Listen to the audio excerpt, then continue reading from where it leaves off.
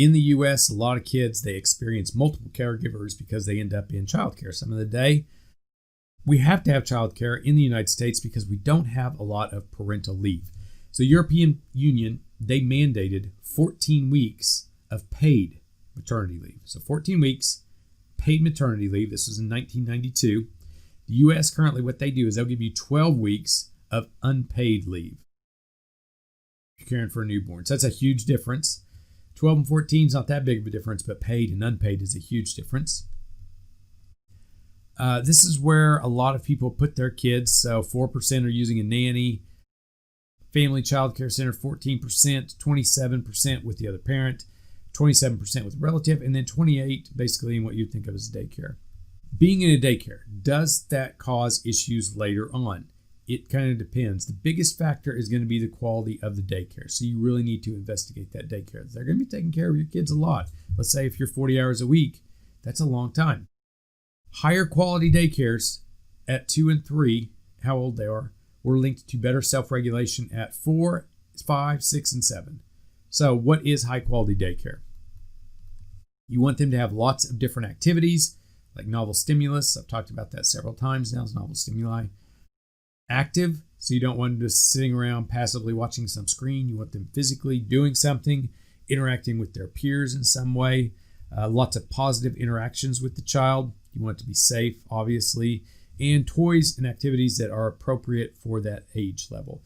Like the daycare that we use, they move up in class, at least at the age Leif's at now, about every 6 months. He just went to a new, the next one up, and immediately showed some changes just from being in that class for one day. He picked up stuff from either the new instructor or his peers. Like, I used to ask him questions like, do you want to get up, or do you want to go inside, or do you want to go outside? And you go, no. He's like, no. Do you inside or outside? No. And so now I'm able, every question that I would ask, no. Do you want to eat? No. Every single thing. But just one day in that new one, I was like, do you want to go eat some food now? Yes. So he learned how to nod and say yes. And so it's like, that's great. It's a huge advantage being able to communicate verbally like that. Makes everything so much easier. Do you need to go to the bathroom? Yes. That's a huge one. Help. He picked that up in one day. He was moving the dog food thing around. He goes, help, want me to help push it. Just from one day in that new class. Also, a low caregiver to child ratio. Obviously, if they have 30 little kids, they can't manage that. The biggest predictor of what's going to be a low quality daycare is if you come from fewer resources. So low SES again. If you're low SES, you're not going to be able to pay for a nice daycare. Even if your kid is at a daycare for 45 hours a week, a high quality daycare was associated with fewer social, emotional, developmental issues later on.